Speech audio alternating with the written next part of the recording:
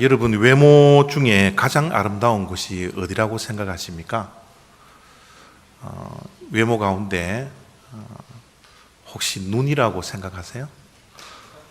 여러분, 눈 보면 참 아름답다.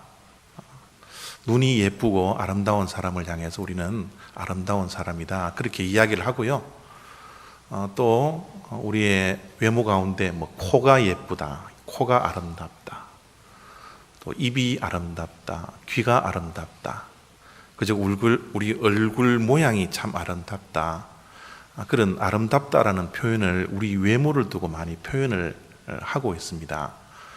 특별히 또 마음이 아름다운 사람들, 마음이 예쁜 사람들, 마음씨가 고운 사람들을 참 마음씨 곱다, 예쁘다, 그런 표현도 많이 쓰고 있습니다.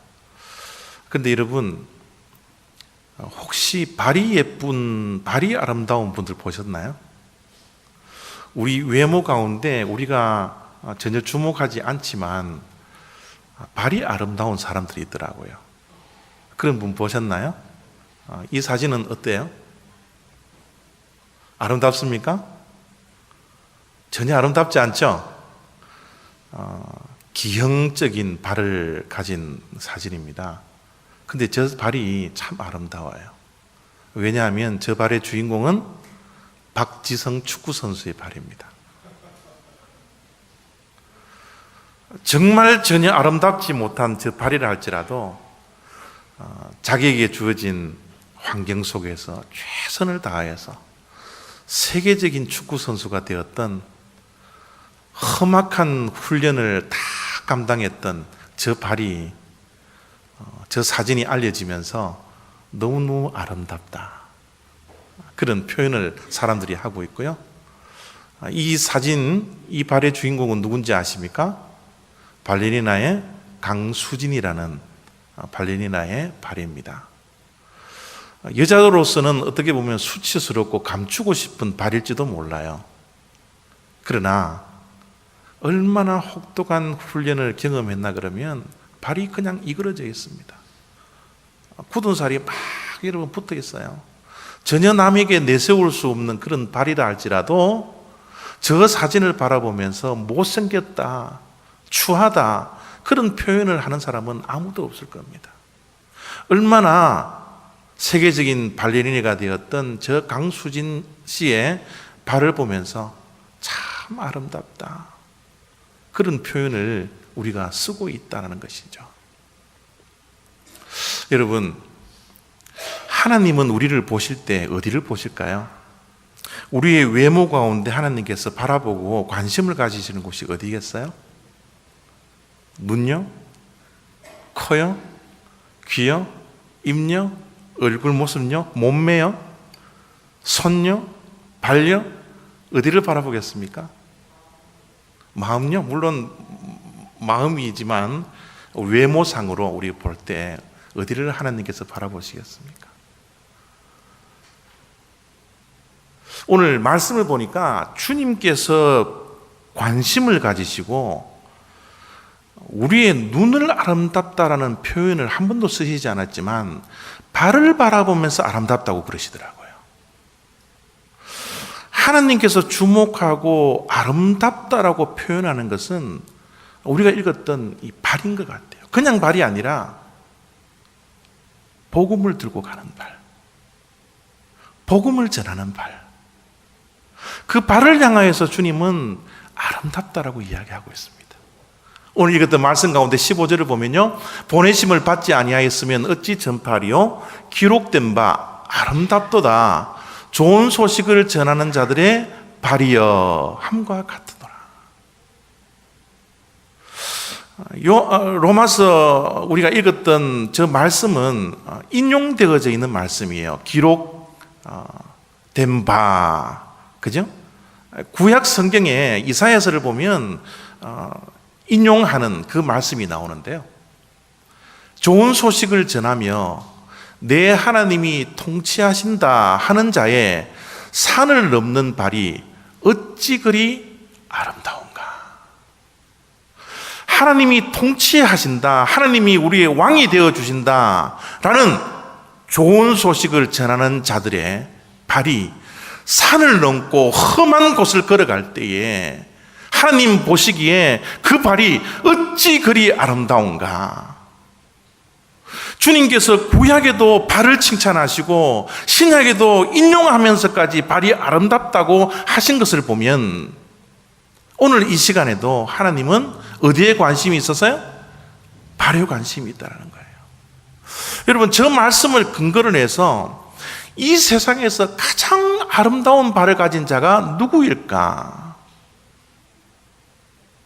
신약 성경에 나오는 사도 바울의 발이 있지 않을까?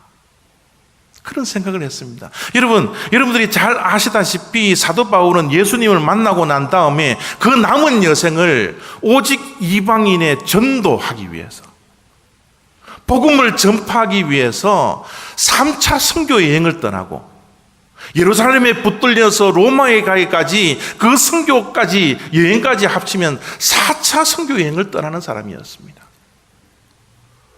이 4차 선교 여행을 떠나는 가운데 여러분, 그 거리를 한번 따져보니까 사도 바울이 걸어갔던 그 거리가 2만 킬로 정도 된다고 그래요.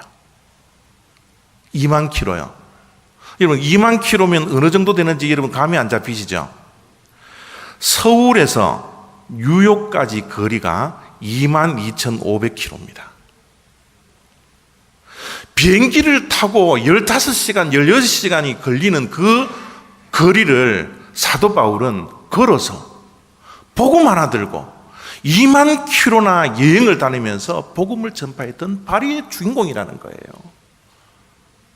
박지성 선수의 발이 아름답다 할지라도, 강수진 발레리나의 발이 아무리 아름답다 할지라도 하나님 보시기에는 사도 바울의 발이야말로 이 세상에서 가장 아름다운 발이지 않겠습니까? 제가 이 말씀을 준비하면서 예수님께서 이 땅에 오셔서 제자들의 발을 씻겨 주셨는데요, 물론 발을 씻겨 주셨던 그 모습은 주님의 겸손하심, 섬김의 본을 보이시기 위해서 발을 씻겨 주셨는데, 그 섬김의 모습, 겸손의 모습을 우리들에게 보여주기 위해서 다른 곳도 씻겨 주실 수 있었잖아요. 그런데 왜 하필 제자들의 발을 씻겨 주셨을까? 그들의 발이 아름다운 발이 되더라고요. 장차 복음을 들고 열방을 향하여서 달려가야 할 발이기 때문에 주님은 그 발을 무릎 꿇고 씻어주는 그 섬김의 모습을 제자들에게 보여주셨더라는 거죠. 그 제자들은 주님의 마음을 알고 남은 여생 동안 오직 복음을 전파하는데 그들의 발을 사용했다라는 겁니다. 우리들의 발은 어때요? 우리의 발은 하나님 보시기에 아름다운 발입니까? 페디큐어 빨간 거 칠했다고 우리의 발이 아름다운 것이 아니라 하나님 보시기에 복음을 들고 가는 그 발이 되었기 때문에 어찌 그리 너희들의 발이 아름다운고 라고 칭찬을 들을 만한 우리의 발의 모습이 우리들에게는 있습니까? 참 놀라운 사실이 하나 있습니다.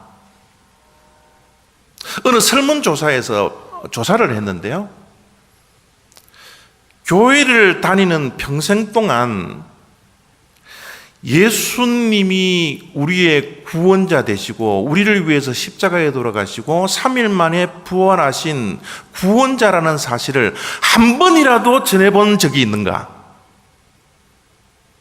라고 설문조사를 했는데요, 앞에 나와 있는 퍼센테이지처럼 72.1%가 단 한 번도 예수 그리스도를 구세주라고 사람들에게 한 번도 전한 적이 없습니다라고 한 것이 72%나 됩니다. 너무 놀랍지 않나요? 단 한 번이라도 복음을 전파했던 적이 있다라고 이야기한 사람이 단 4.3%에 불과하더라는 거예요. 여러분, 우리는 어디에 속해 있습니까? 여러분의 인생 동안, 여러분의 삶 가운데, 신앙생활 가운데 예수가 나를 위해서 십자가에 돌아가시고 3일 만에 부활하시고 나를 인도하시고 나의 목자가 되시고 나의 구세주가 된다라고, 예수 한번 믿어보라고 예수님을 증거한 경험이 한 번이라도 있습니까? 더 놀라운 사실은요, 한 번도 경험하지 않았다라는 저 사람들을 향하여서 왜 전하지 않았냐고 물어봤을 때 가장 많이 이야기를 한 이유, 복음을 전하지 않았던 이유가 바빠서입니다. 제가 너무너무 바빠서요, 복음을 증거할 수 있는 여유가 없습니다. 내가 너무너무 분주해서, 사는 것이 너무너무 바빠서, 먹고 사는 것이 너무너무 바빠서 예수님을 구주라고, 예수님 믿어보라고 복음을 증거할 수가 없었습니다 라고 한 사람이 40%나 차지하더라고요. 또 조금 양심은 있어서요, 내가 삶의 모범이 되지 않는데요, 내가 어떻게 사람들에게 예수를 믿으라고 합니까? 내가 본이 되지 않았어요. 그런 이야기를 할 수가 없었습니다 라고 이야기한 사람이 25%나 되더라고요. 또 복음을 증거하고 전도해야 되는 것은 아는데 나는 자신이 없어요. 나는 내향적인 성격이기 때문에요, 사람들을 만나면 이야기할 수도 없고요, 사람들을 만나면 얼굴이 빨개지기 때문에 너무너무 자신감이 없어요. 그래서 전도를 한 번도 해본 적이 없습니다 라고 이야기하시는 분이 23%나 됩니다. 어떤 분들은 내가 구원의 확신을 가지지 못한, 교회는 오랫동안 다녔는데 나에게 구원의 확신이 없습니다. 예수 그리스도가 나를 정말 구원하신 분이신지 정말 나는 아무리 교회를 다녀도 모르겠습니다. 그런데 어떻게 해서 사람들에게 예수님이 우리의 구원자 되신다고 어떻게 이야기할 수 있겠습니까? 라고 충격적인 이야기를 한 사람도 5%나 됩니다. 여러분, 우리의 모습은 과연 어떻습니까? 우리는 복음을 증거하는, 하나님이 칭찬하는 아름다운 발을 가지고 있습니까? 오늘 말씀을 보니까 여러분, 전파하는 것이, 복음을 전하는 것이 얼마나 중요하냐 그러면 13절 14절에 누구든지 주의 이름을 부르는 자는 구원을 받으리라. 그런즉 그들이 믿지 아니하는 일을 어찌 부르리요? 듣지도 못한 일을 어찌 믿으리요? 전파하는 자가 없이 어찌 들으리요? 여러분, 13절 앞에서부터 쭉 들으면 이게 무슨 말인지 잘 감이 안 잡히지만 거꾸로 한번 읽어보시면 굉장히 잘 마음에 와닿습니다. 어떤 이야기입니까? 전파하는 자가 없다면 복음을 듣는 자가 없다라는 거예요. 복음을 듣지도 못한다라는 겁니다. 전하는 자가 없다면, 듣지 않는다면 믿을 사람이 없다라는 거예요. 믿지 않는다면 그들이 구원을 받지 못한다라는 겁니다. 구원을 받지 못하는 자들은 주님의 이름을 부를 수도 없다라는 거예요. 단 한마디로 이야기하면, 전하는 자가 없다면, 전파하는 자가 없다면 믿는 사람이 없다라는 거예요. 우리가 전파하지 않으면, 복음을 증거하지 않으면 이 세상에 예수 그리스도를 믿고 구원받을 자가 아무도 없다라는 사실을 이야기를 하고 있는 겁니다. 전하는 것이 얼마나 중요한지 몰라요. 우리의 삶을 보세요. 우리가 어떻게 믿음을 가졌어요? 우리가 어떻게 이 자리에 앉아서 하나님께 예배드릴 수 있는 생명이 되셨습니까? 누군가가 우리에게 복음을 전해 주었기 때문에 그래요. 누군가가 교회 한번 가보자고 입을 열어서 우리들을 인도했기 때문에 우리가 이 자리에 앉아 있는 거 아닙니까? 그것이 부모가 되었든 친구가 되었든 이웃이 되었든 남편이 되었든 아내가 되었든 누군가가 복음을 전하기 때문에 우리가 이 자리에 앉아 있는 거예요. 때로는 우리의 마음속에 우리가 전하지 않더라도요, 예수님께서 환상으로 확 오셔서 우리가 믿을 수도 있지요. 사도 바울도 그렇지 않았습니까? 어느 날 길을 걸어가고 있는데 빛으로 다가오신 그 예수님께서 나는 부활한 예수 그리스도다, 왜 나를 핍박하느냐 라고 음성을 들려주셔서 그렇게 믿을 수 있는 방법도 있지 않습니까? 라고 이야기하시는 분들도 분명히 있습니다. 그러나 여러분, 가만히 한번 따져보세요. 환상으로 주님께서 나타나셔서 나 예수야, 너 나 믿어야 구원받아, 이래서 이 자리에 앉아있는 분들이 과연 몇 명이 있습니까? 장담하기는 그렇게 예수를 믿어서 교회에 나와서 이 자리에 앉아있는 분이 저는 한 명도 없을 것 같아요. 그렇게 예수 믿은 분 계세요? 손 한번 들어보십시오. 누군가가 우리에게 예수를 증거해주고 교회에 나오라고 권면해 주었기 때문에 우리가 이 자리에 앉아있는 거예요. 또 저도 그런 설교를 많이 했습니다. 또 그렇게 우리들이 또 생각하면서 신앙생활을 하고 있는지도 모르겠어요. 아니, 꼭 말로 전달해야 되나요? 우리의 삶을 보여주면서, 우리의 삶을 보면서 이웃들이 교회에 나가고 싶다, 예수 믿어야 되겠다 라고 생각을 하면서 교회에 나오는 전도 방법도 얼마든지 있지 않습니까? 라고 이야기하시는 분들이 얼마나 많습니까? 저도 그렇게 설교를 했어요. 근데 여러분, 우리의 삶을 통하여서 복음이 전파되는 그 효과가 과연 몇 퍼센트 되겠습니까? 우리의 모습을 보면 여러분, 실망하는 일들만 더 많이 나타나지 않나요? 우리가 얼마나 감동이 되어서 사람들에게 여러분 감동을 주어서 저 사람 때문에 예수님 믿겠다고 이야기를 할 확률이 과연 몇 퍼센트나 되겠습니까? 여러분들이 교회에 나와서 예수님을 믿을 때 누군가의 삶을 보면서 와, 저 장로님 보니까 막 나 예수 믿고 싶어, 와, 저 사람 보니까, 저 집사님 보니까 막 교회 나가고 싶어, 이래서 교회에 나오셔서 이 자리에 앉아있는 분이 과연 몇 퍼센트나 되느냐고요.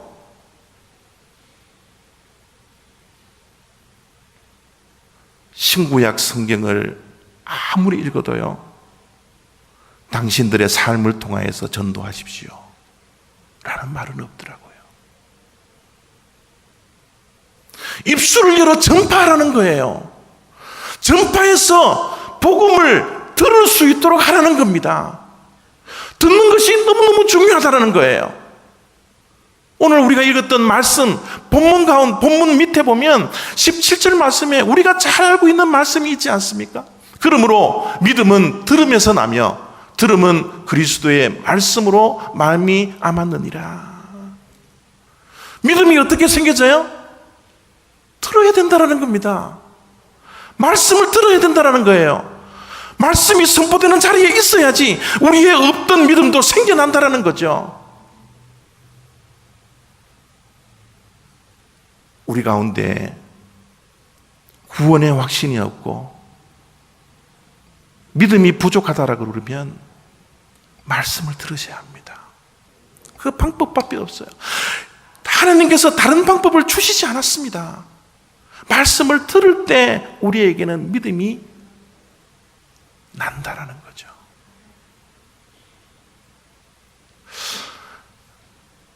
어느 할머니가 있었습니다. 이 전도를 열심히 했던 할머니인데요, 이 할머니가 어느 날 이제 연세가 많이 들어서 병이 들었는데 병석에 한 1년 동안 누워 있었다고 그래요. 누워 있으면서 1년 동안 누워 있으면서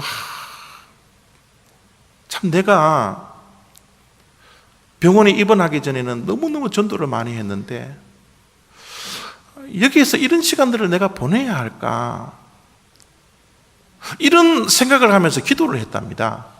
기도를 하는데 하나님께서 지혜를 그 할머니에게 주셨어요.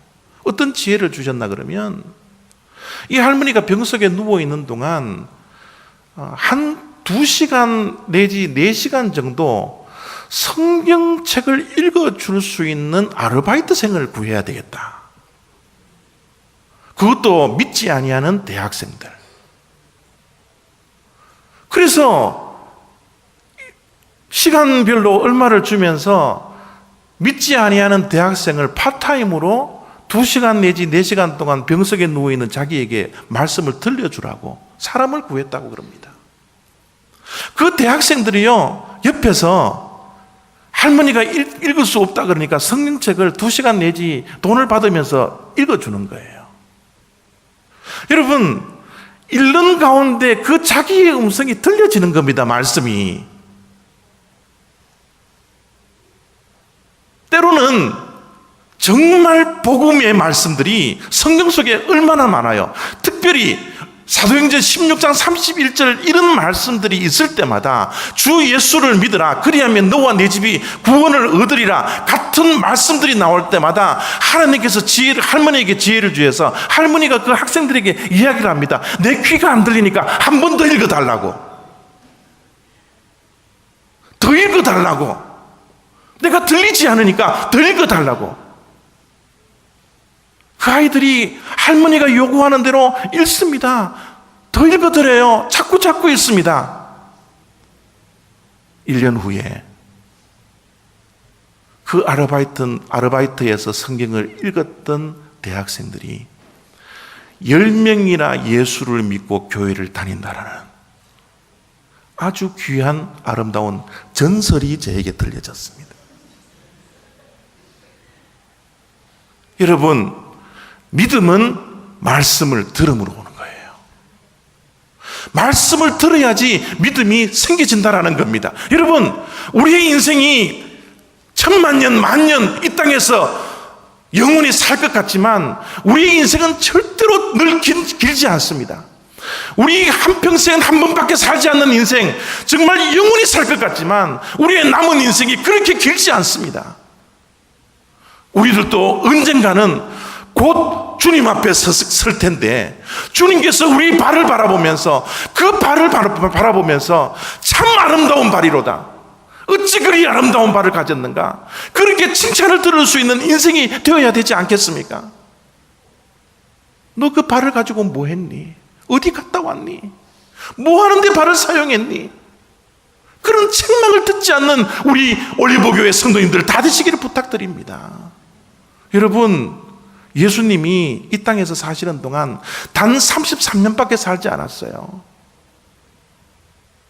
여러분, 33살 이상 사는 것 예수님에게 좀 미안하지 않나요? 저는 33살 이후가 되어서 예수님에게 너무 미안하더라고요. 33살 되기 전에는 정말 여러분 꿈을 품고 세상을 향해서 여러분 열심히 실력을 쌓으십시오. 열심히 사십시오. 그러나 예수님께서 사셨던 33살 이후의 삶은 우리에게는 덤이라고 생각하시고, 우리에게 주어진 이 인생 가운데, 덤으로 주어진 이 인생 가운데 우리가 어떤 발을 가지고 하루하루를 살아갈 것인가, 우리가 한 번쯤은 생각하면서 살아가야 할 인생이지 않습니까? 여기 앉아 계신 33살 이후의 성도님들, 우리의 발이 주님 보시기에 아름다운 발이 될 수 있도록 전도하는 발이 되어지기를 원합니다. 전파하는 발이 되어지기를 원합니다. 복음 들고 나가는 발이 되어지기를 원합니다. 우리가 전하지 않으면, 우리가 나가지 않으면 복음을 들을 수 있는 사람, 복음을 믿을 수 있는 사람, 구원받을 사람이 없다라는 사실을 우리가 기억해야 합니다. 여러분, 주변을 한번 살펴보십시오. 이 세상을 조금만 눈을 뜨고요, 너무 이 세상만 바라보지 말고 한번 눈을 뜨고 이 넓은 세상을 한번 바라보세요. 2011년도에 이 세상에 있는 종교를 분석을 했는데요, 종교 인구를 분석을 했는데, 여러분 글씨가 보이세요? 개신교가 몇 퍼센트예요? 11.39%밖에 되지 않아요. 우리 개신교가 11.39%밖에 되지, 나머지들은 다 개신교 이 외에 다른 종교를 가지고 있는 사람들이에요. 물론 천주교를 기독교라고 본다면, 그럼에도 불구하고 25%밖에 되지 않습니다. 합쳐서 25%밖에 되지 않아요. 75%를 누가 구원해 주실 거예요? 우리가 전하지 않으면 저들이 듣지 못해서, 복음을 듣지 못해서 믿을 수도 없고 구원받을 수 없는 생명들인데, 주님이 그 75% 10%의 인생들을 바라보면서 지금도 탄식하고 있지 않을까요? 가까이 있는 미국 땅에 우리 한인들이 종교 분포를 이렇게 조사기관에서 발표를 했는데요, 개신교 인구가 61%나 됩니다. 가톨릭을 합쳐서 70%가 넘어요. 여러분, 개신교의 인구가 61%가 된다라는 저 조사를 여러분 믿을 수 있어요? 우리의 핑계는 될 수 있습니다. 아니, 전도하려고 해도 다 믿는 사람인데, 다 교회 다니는 사람인데요, 우리는 늘 그런 핑계를 가지고서 전도하기가 얼마나 어려운지 몰라요. 그러나 여러분, 그분들이 정말 구원받은 기독교인들일까요? 정말 그리스도인들일까요? 정말 그들이 정말 예수님의 제자일까요? 거품을 빼면 과연 몇 %만이 구원받은 생명으로 하루하루를 살아가는 인생일까요? 우리가 눈만 조금만 뜨면 우리의 주변에 지금 이 시간도 죽어가고 있는 영혼들이 얼마나 많은지 모릅니다.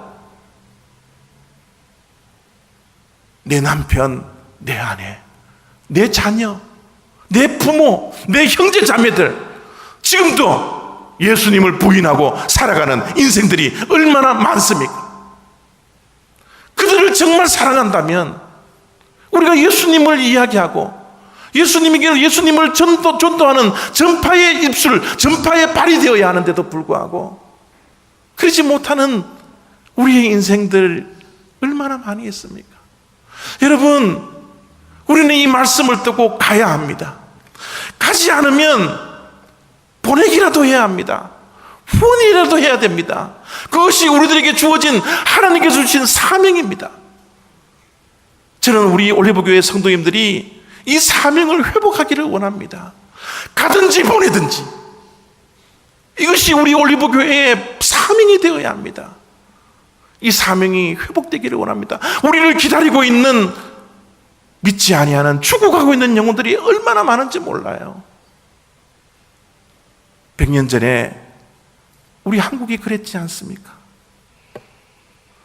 100년 전에 우리 한국이 복음을 알지 못하고 예수를 알지 못하는 민족으로 죽어가고 있는 민족이었지 않습니까? 그럼에도 불구하고 미국의 선교사님들이 하나님의 말씀에 순종해서 그 오지에 그 죽어가고 있는 땅에 발을 디뎌놓고 복음을 전파했기 때문에 저와 여러분들의 이 자리가 있는 것 아닙니까? 주님은요, 우리가 아니더라도 이 세상을 복음화시킬 수 있습니다. 그런데 주님은 우리를 사용하기를 원하세요.